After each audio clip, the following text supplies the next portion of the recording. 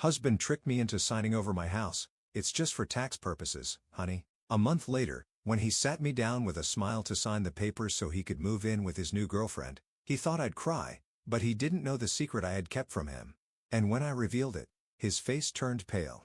It's just for tax purposes, Tom continued, his tone softening as he noticed my hesitation. You're always talking about being smart with our finances. This is the best move for our family. He reached across the counter and took my hand, but something about his touch felt different. Maybe it was the way his fingers didn't quite wrap around mine like they used to. Or maybe it was the slight tremor I detected in his voice. I stood there in our kitchen, staring at the papers he just slid across our granite countertop, my heart pounding against my chest. The house transfer documents seemed to mock me, their official letterhead stark against the white surface. The twins were finally asleep upstairs after a long day. And here I was, facing what felt like an ultimatum from my husband of 4 years. My name is Caitlin Wilson. I'm 38 years old, and I'm a physician at Houston Methodist Hospital. I bought this beautiful Victorian house in the Heights neighborhood 2 years before I met Tom, using savings from my residency years, and a lot of careful planning. Now standing in my dream kitchen that I'd renovated myself, I was being pressured to sign away my biggest investment. If you really cared about our marriage, you'd understand why this makes sense, Tom said, pushing the papers closer to me. Between your crazy hospital hours and your constant exhaustion, I'm the one keeping this family together. His words stung, but something in his tone made me pause. There was an edge to it I'd never heard before. I glanced at the baby monitor on the counter, watching our twins, Emma and Ethan, sleeping peacefully in their cribs. At 2 years old, they were the spitting image of me. Same dark curls and olive skin. They were also the reason I pulled double shifts at the hospital, wanting to ensure they'd have every opportunity in life. Tom had never seemed to understand that my dedication to my career wasn't about ambition. It was about providing for our children's future. I don't know, Tom, I said, pulling my hand away. This house, it's my security. I bought it before we were married. As the words left my mouth, I saw something flash across his face. Was it anger? Frustration? Whatever it was, it disappeared quickly, replaced by what seemed like practiced concern. That night as I lay awake in bed, his words kept echoing in my mind. But something else was echoing too. A quiet voice of warning that I couldn't quite silence. The next morning, as I was getting ready for my shift at the hospital, something about Tom's behavior nagged at me. He'd been different lately, more distant, spending extra hours at his marketing firm, constantly checking his phone. I'd brushed it off as work stress, but now, combined with this sudden push about the house, my medical instincts were screaming that something wasn't right. I dropped your jacket off at the dry cleaners, Tom said as I rushed around the kitchen, trying to pack the twins' daycare bags while scarfing down a piece of toast. You can thank me later. His smile seemed forced, and he barely looked up from his phone. Just 6 months ago, he would have been helping me with the twins' bags, making sure I ate a proper breakfast before my shift. I watched him as I strapped Emma and Ethan into their car seats. There was a spring in his step that hadn't been there in years, and he'd started going to the gym again. Small changes that seemed innocent enough on their own, but together painted a picture I wasn't sure I wanted to see. At work, between patients, I called my friend Nina, who worked in real estate law. Something feels off, I told her, ducking into an empty exam room. He's pushing hard for this transfer, saying it's for tax purposes. But tax purposes?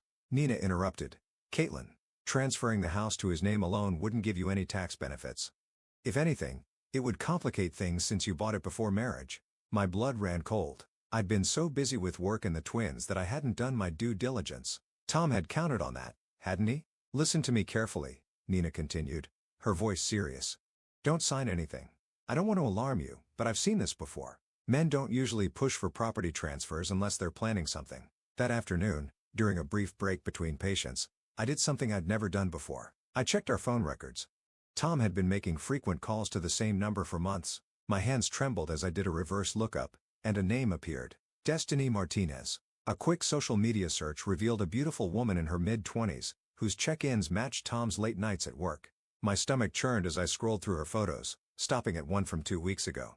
She was at a real estate office, captioned "Big changes coming. New chapter." Blessed. I closed my office door and sat in silence, my mind racing.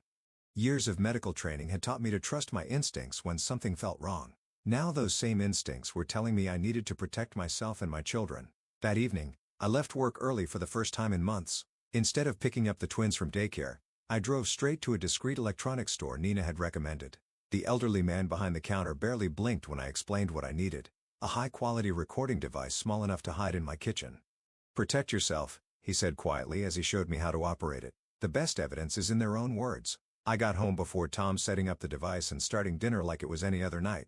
When he walked in, he seemed surprised to see me there. "No emergencies at the hospital today?" he asked, his tone casual, but his eyes sharp. "I thought we could talk more about the house transfer," I said, stirring the pasta sauce. "I've been thinking about what you said." I watched his reflection in the kitchen window as his face lit up with poorly concealed triumph. "I knew you'd come around," he said, coming up behind me. "You're making the right choice, Kate. This is what's best for our family." The way he emphasized family made my skin crawl. Over dinner, I let him talk, recording every word as he explained his elaborate plan for how the transfer would benefit us. Each lie was careful, calculated, and I realized with a sickening clarity that he'd been planning this for months. After putting the twins to bed, I sat in their dim nursery watching them sleep. Emma clutched her favorite stuffed giraffe while Ethan had kicked off his blanket as usual. Looking at their peaceful faces, I felt a surge of protective rage. Whatever game Tom was playing, he hadn't counted on a mother's instinct to protect her cubs. The next few days were a blur of careful preparation.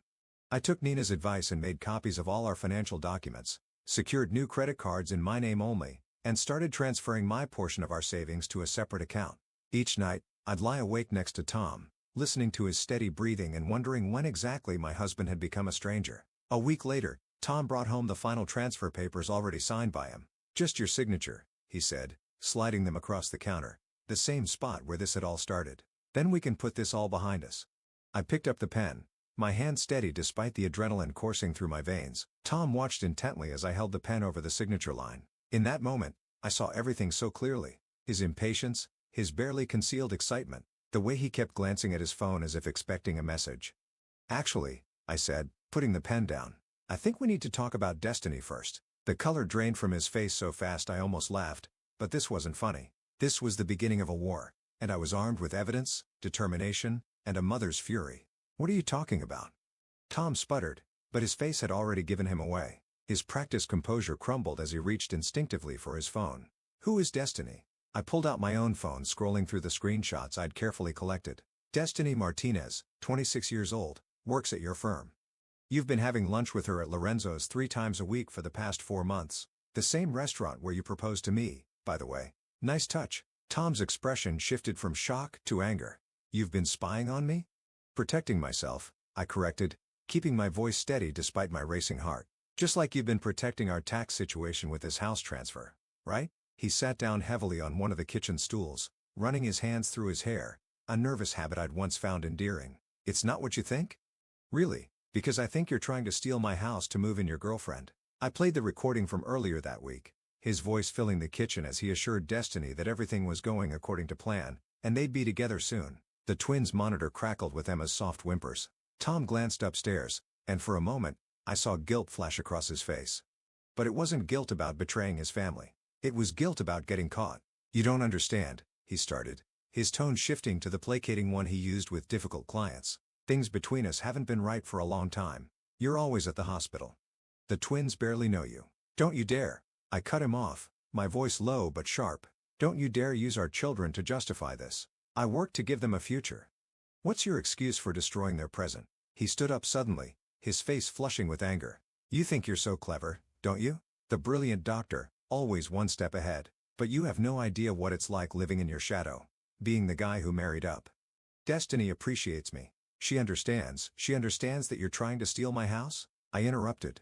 "The house I bought before I met you? The house where our children took their first steps?" "Our lawyer said." "Your lawyer," I corrected. "The one you've been meeting with behind my back. Nina warned me about him. He has quite a reputation for helping husbands hide assets during divorces." Tom's face went pale. "You talked to Nina?" "I talk to a lot of people, Tom. I may be busy with work, but I'm not stupid." I pulled out another stack of papers, bank statements, phone records, emails I'd recovered. "Did you really think I wouldn't figure it out? That I'd just sign away my children's home because you batted your eyes and mentioned taxes?" The baby monitor crackled again, this time with Ethan's cry joining his sister's. Tom moved toward the stairs, but I blocked his path. "Don't bother," I said coldly. "I'll take care of our children. You can take care of explaining to Destiny why her new chapter is going to have a different setting than she planned." As I headed upstairs to comfort our twins, I heard Tom's phone ping. Probably Destiny, wondering why her knight in shining armor was running late for their rendezvous. Let her wonder. I had more important things to focus on, like protecting my children's future from the man who was supposed to help me build it. "This isn't over," Tom called after me as I reached the top of the stairs. "You're making a huge mistake." I paused, looking down at him from the landing. "No, Tom, the huge mistake was thinking I wouldn't protect what's mine." I turned away from his reddening face and headed to the nursery where Emma and Ethan needed me. The next morning, I woke to find Tom gone. Probably spent the night at Destiny's. As I got the twins ready for daycare, my phone buzzed with a text from Nina. "He's been to see his lawyer. Time to move fast." I'd already prepared for this. During my lunch break, I met with James Cooper, the divorce attorney Nina had recommended. His office was warm and welcoming.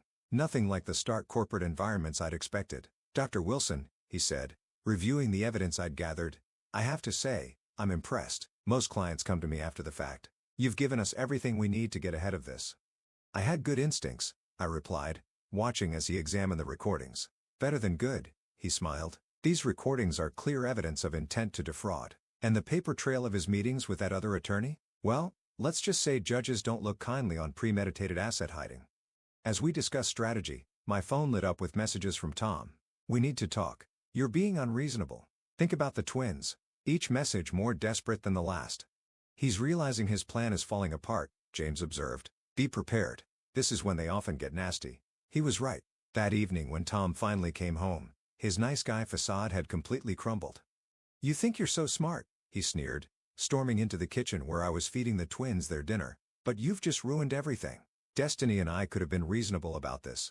Let you stay in the guest house, keep things civil for the kids." I couldn't help but laugh, which only enraged him further. "The guest house? In my own home?" "Our home," he shouted, making Emma jump in her high chair. "I've lived here for 4 years. Dada mad?" Ethan asked, his little face scrunching up with worry. "Dada's just tired," I soothed, shooting Tom a warning look. "And he's leaving for a while." "Like hell I am," Tom growled, but his voice was quieter now, conscious of the twins watching. "Actually, you are," I said calmly, pulling out another document from my bag. "This is a temporary restraining order. My attorney filed it this morning after you threatened me via text. You have 1 hour to pack your things." "You can't do this," he whispered, his face ashen. "I already did. And Tom?" I met his eyes steadily. "Destiny's welcome to you. But this house, the one you tried to steal from your children, that's mine.